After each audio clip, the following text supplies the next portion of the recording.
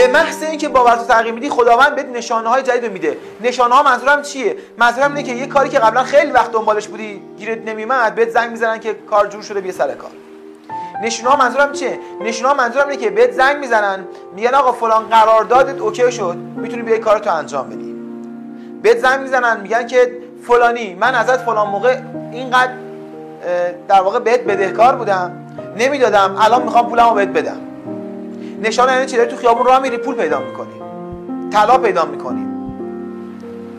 نشانه ها یعنی چی؟ نشانه ها یعنی این که یه ارثیه‌ای بوده سالها قبل بلوکه شده اصلا خبر نداشتی، شاید خانواده نمیدونستن نمیذاشتن یا هر چیزی شبیه این و بعد بهت زنگ میزنن بهت خبر میدن که بله اون ارثیه‌ای که مال پدر بزرگت بوده سالها قبل به رحمت خدا رفته اینقدر از سهمش به تو رسیده.